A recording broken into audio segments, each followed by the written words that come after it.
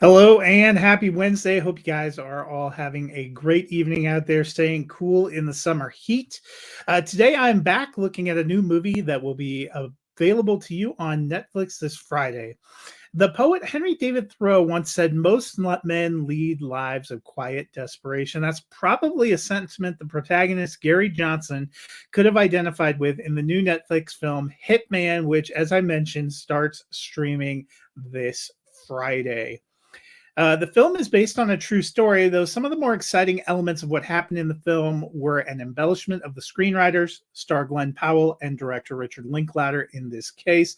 The film follows a professor named Gary, played by Powell, who's living in New Orleans. He's an average, boring guy whose last relationship flamed out because of a lack of spark. But due to his technical prowess, he supplements his day by assisting the police department running sting operations against those trying to hire a killer. When the lead undercover officer, played by Austin Emilio, gets popped and suspended, Gary is called on immediately to step in. Soon, he finds it's his calling.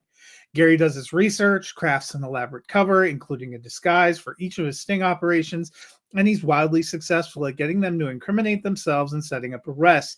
He finds a real passion for it, but one day, as he's crafted a new character named Ray, he comes across Maddie, played by Adria Arjona, a lonely and suffering wife who he takes a liking to. After convincing her not to go through with it, Gary, as Ray, finds himself drawn to Maddie. But can he make the relationship built on a wild fabrication work, or will it be his undoing?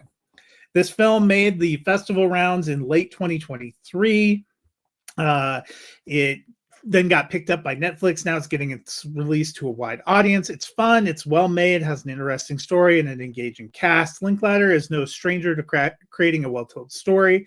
The characters are well drawn. The humor works. This movie moves at a pretty good pace. I enjoy the back and forth, the tension of the plot, and the way the whole thing comes together, including kind of a quirky twist ending. It also helps that Powell delivers a delightful and really smooth performance. It's starting to be the summer of Glenn Powell. We are going to see him again in about a month with Twisters. I really enjoyed him slipping into the different characters for his work and the back and forth with Maddie as he tries to balance the act of pretending to be Ray.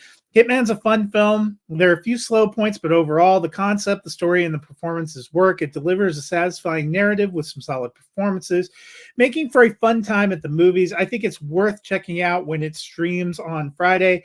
As I mentioned, going live on Friday, I gave it 3.5 out of 5 stars. So be sure to check out Richard Linklater's Hitman as it drops on Netflix this weekend. Until then, have a great night.